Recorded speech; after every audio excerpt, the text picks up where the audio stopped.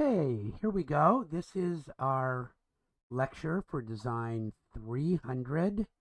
It's Thursday, November 4th at 10 o'clock. We are on a Google Meet, and we're finishing up our work on roofing with our sheathing and finish.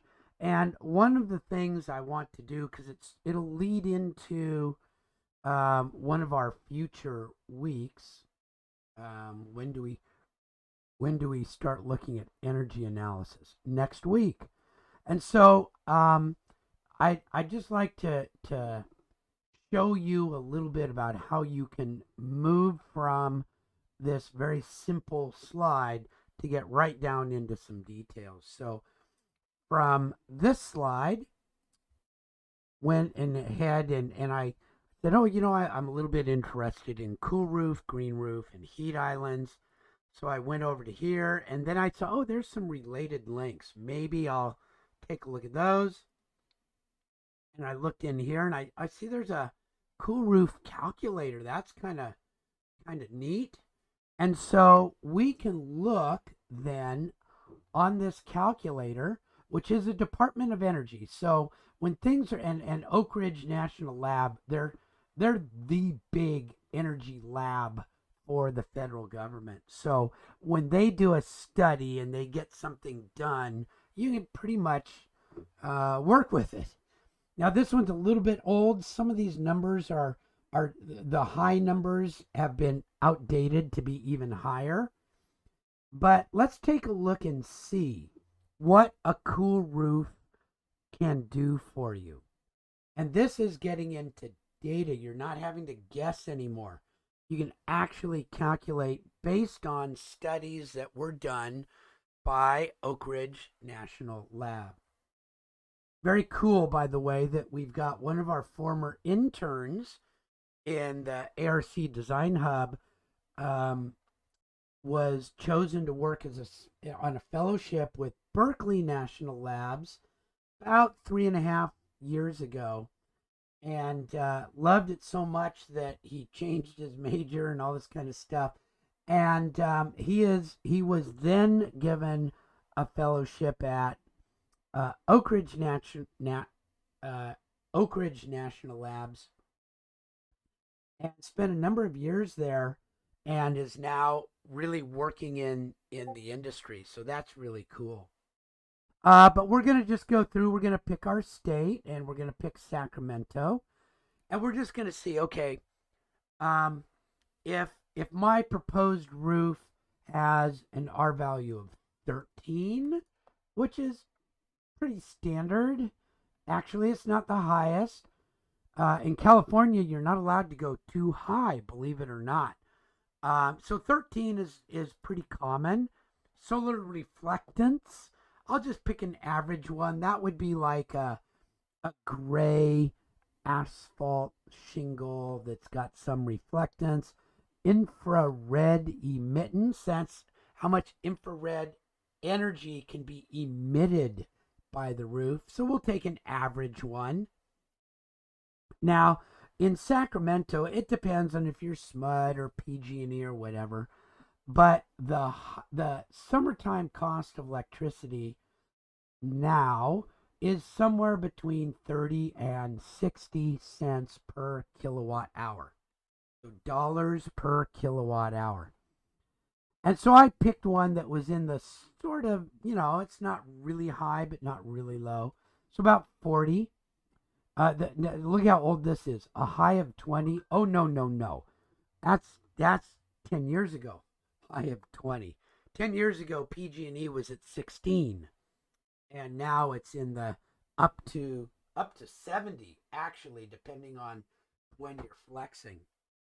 Air conditioning efficiency, actually, the COP of 2.5 is a little bit low, even now in California. We require with Cal Green more than that, but I'm going to put it in at 2.5. Energy source for heating. A lot of people have electric heat pumps, so we'll put that in. And winter time cost for fuel. Electricity is usually a little bit less. And so I'm just putting stuff in. You can tailor this to whatever building or house that you've got. And is it a heat pump or electric resistance? We'll say it's a heat pump. And then you can create your savings compared to what's called a black roof. And that's kind of a low end, crummy, black asphalt shingles with not a lot of stuff. And look, I can save 10 cents per square foot. And that's annual. So if I've got 1,000 square foot times 0.1, I'm going to save $100 per year. And you saw from our roofing estimator that many of them are, and this isn't even a really big building, right? It's going to be 1,500, 2,000. Some of you have already got this in here. So, maybe saving $200 or even $300 per year. Now let's see what happens, though. You go, oh, that's really cool. We should all do green roofs. It's really cool. Let's just take a look at, San Francisco. That's not far away. Let's try San Francisco and recalculate. Oh, no, I'm only saving 1 cent. One. So if I've got 1,000, I'll save $11. So it's really dependent on so many factors that you can't make just blanket statements. Cool roofs are great. We're going to do it. And I'll tell you, cool roofs cost more. High R value, more thermal resistance, basically, more insulation, costs more money. Higher solar reflectance. It's usually a special coating or a special color. It's more money. Infrared emittance. Higher is more money. So all of these things cost more, and you have to see if you're going to get these savings. Now, you might be more interested in other things, like you might be more interested in actual heating and cooling and BTU per square foot per year, because that is directly related. These numbers you can directly relate to carbon emissions and carbon offsets and climate. So this is dealing with money, and this is dealing with energy. So there we go. So now let's see what happens. Let's give myself a bigger R value. Let's go up to a 20 and really go with a high emittance and a high one there. And I'll compare it in Sacramento again. So I went from 0.102 to 0.104. $2 difference per year. Not a big deal, right? It's like, I don't know about that, per square foot. So not that great of a or what was it before? 1.2. So I'm going to save $16 per year by really upping it to that much. Okay, and if I go to San Francisco, it'll probably be, I'm losing money. Actually, doing all that is losing money. I'm blocking heat transfer too much. So these numbers are all really cool. We have many tools that we're going to be talking about next week to talk about all this kind of stuff. I'm going to go ahead and save this one. Save. Add that bookmark. Right? So that you've got tools to do it with. Nobody wants guesses. People want actual calculations and tools to do the work. So that's sort of how you can take one of these and really do more work. If you just copy my images and say, yeah, I read this and I know those words, that's cool. That's a start, and that's very minimal amount of time and effort and study. Part of what we're doing here is hopefully showing you some benefit to being investigative. Go see. I don't know what's going to happen when I click on that. Wow. What are other communities doing? Maybe I want to learn about that. Community Actions Database. Wow. That might be cool. If you're going to try to do something and do a little program, sometimes it's good to find another one that's happened because you know that the money was approved and you can find out ahead of time whether it was accepted or whether it was useful or what happened. So that's kind of a cool thing. Heat islands and equity. What's that about? I don't even know what that's about. It's probably about when we talk about equity, it's usually about funding that has been applied or kept out of certain areas, and those certain areas are usually based on race or other poverty indicators. So you might be interested, what is heat equity? That's a really cool topic. So not that you have to know about all this, but there is some real good benefit to just cruising through here and getting a broad understanding of what people know and what they're reporting on and what they're interested in, because those are part of your material resources. Okay, those interests will drive you to put additional finish board or put a light gray shingle or put on an underlayment that has maybe a metallic coating that does some reflectance or emittance. Okay, so that's really what this is about. These roofing systems of what's on top, and there's so many things out there. Now, the last thing I want to do, and I didn't really put it in here, is talk about ratings. So what is a 20-year roof rating? What is one? What does it mean?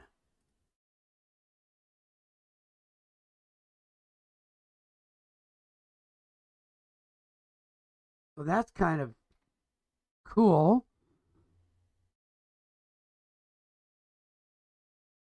So that's telling you some good stuff. But let's look at this one. How many years should it last?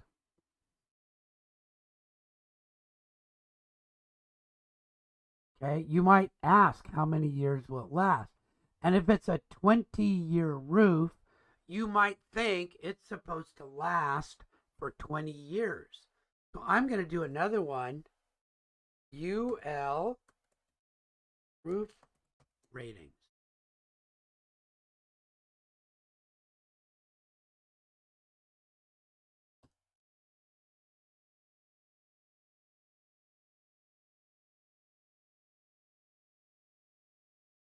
So this might be kind of interesting. So this is about fire performance, wind and impact performance. The underlayment has a whole bunch to do with it. So there's other things involved with a roof than energy. Conclusion. Okay, protecting against fire, rain, snow, ice, winds. Underlayment is critical. And so I do have some experience in this, and I'll let you know because I got to actually go there and see some of these tests while I was doing other tests. And what they do is they take a chunk of this shingle and they stick it in a great big sealed kind of steel box. And then they go through what they call a 1 year cycle. And that 1 year cycle takes about 4 hours. And they cook it at like 120 degrees. And then they pour rain on it and mist on it. And then they bake it again. And then they blow wind on it. So they go through this cycle. And each cycle takes a couple of hours. And they do that 365 times. And then they test it to see if it's still flexible and still water resistant and still this. And if it still performs like it originally did. And if it did, then they'll do one, put a new one in there and do it for 2 years worth of cycles over 700 times. And if that works, 3 years, 4 years, 5 years, 6 years, 7 years. And if one makes 20 years, they give it a 20-year rating. Now, they didn't put it out there for 20 years, and they didn't do everything that could possibly be done to it. But they did a lot, and they did it in a very specific way that they can compare products under identical circumstances. And so if it makes 20 years, you know it's gonna anything with a 20-year rating is gonna work just as well as anything else with a 20-year rating. And if it gets a 30-year rating, it's gonna probably work better than if you had chosen a 20-year rating, and it'll work just as well as every other 30-year rating. Now that doesn't mean it'll last 20 years. You might have a fire and burn it up. You might have some really particularly bad wind that's trying to lift it up and rip it off. You might have some bad freezing happen in your area. You might get a couple of really, really hot days that cause a problem. It might not have been installed really, really well. So all of these things could reduce the quote standard natural life that you're looking for.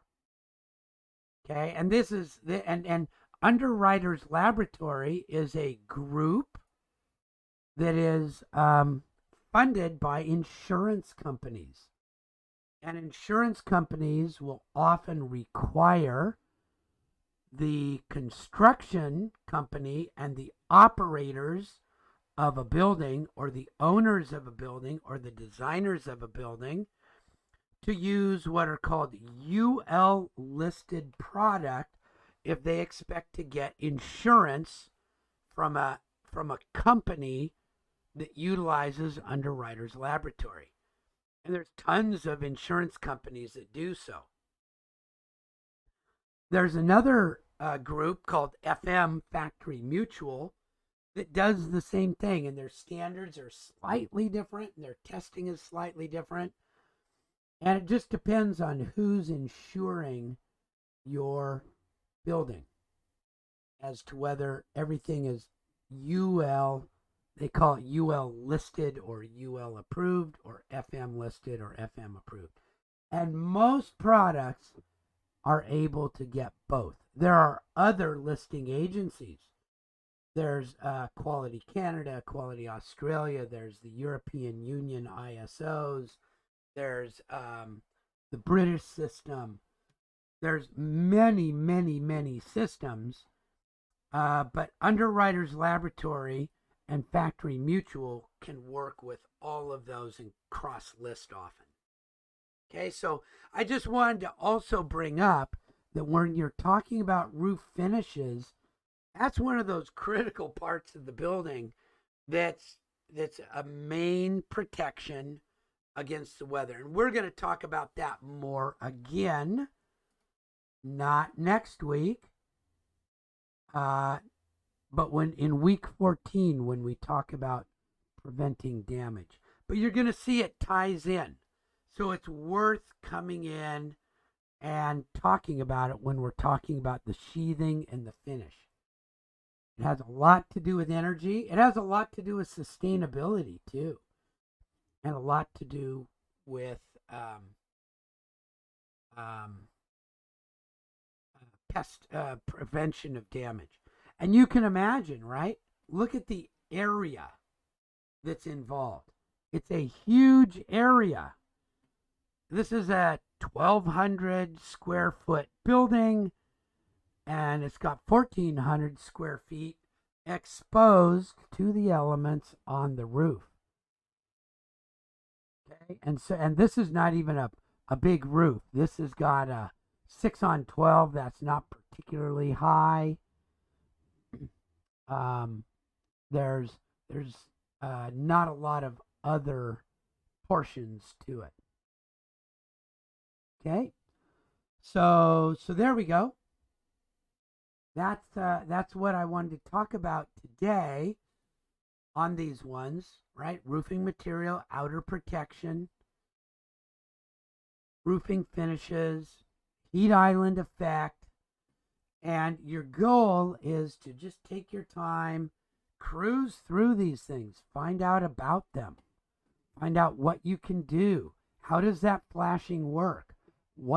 Chimneys are brutal. Whenever you have something poking out, that water thing is really, really hard to deal with. It's just really hard to deal with water from getting in all these places. So they have special flashing that you can use, and sealant and goop and gunk.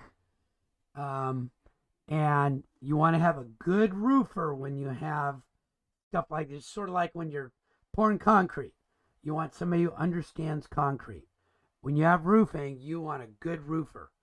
The roofer who did the second story extension on the house that I own, we bought it after it had been done, and we saw immediately, as soon as it rained, that there was a little sunroom, and it's kind of got a roof over it, and there's an exterior wall, and on top of that there's this extension to the house that's built, and it would rain and water would just pour down, and it was actually going inside and ruining the interior of the wall and getting more. And it's like, we went up there, and whoever roofed that thing had big nail holes all over the place, and a little nail hole water pours through. So we had to have it all pulled apart and reflashed and resided up there, because the roofer did a lousy job. And it doesn't take much of a hole for water to come through and just find its way in. So just look around, find good stuff, investigate, and I'm really looking, as we're getting farther into the semester, I'm looking for much more than just the pictures that I found. Even on here, there's some pictures, but and it's a cool metal roof, and that's pretty good. But you might be looking for other stuff. Get into some of these things and see if there's any images that show that you did more. And look, Title 24 is California Building Code. So this one is, let's look at that. That's building code. That's really cool. Who, and there's National Labs. And it's amazing. I would have never thunk it and never thought of it. But the person who got this to work, all this kind of stuff, our Title 24 had all this really groovy energy and sustainability stuff in it, starting in about the early 1970s. But it was useless because contractors would low bid and they would go back to the architects that put it in and say, no, no, no, we can't do it for that. Can you just do this? And of course, it was always, well, they've sunk in it. Yes, that's the price. So Cal Green, starting in 2008 and becoming effective in 2010, 2012, and improving every 2 years, provided code enforcement for all of those things. Actual enforcement to the point where you could not occupy your building if you didn't follow the rules. And the person who got that done was Governor Arnold Schwarzenegger, the Governator. And you go, oh my gosh, you would never have thought that he would be so high on the environmental protection list. And he was. He forced it through. So Title 24 is now, California's Title 24 is one of the strongest and best. And people said, oh, it's going to lose money, da-da-da-da-da-da-da-da. It created jobs. It created new industries. It created innovation. And there's been a measurable effect on positive effect on our climate. So there we go. That's what I wanted to go over. Please study. Please look at things, and go ahead and get it into your submittal. Please go ahead. We have a couple of people who have done some of the work in Revit, so take your time to do that. And I'll be getting back with you next week when we start talking about energy analysis. Well, thanks.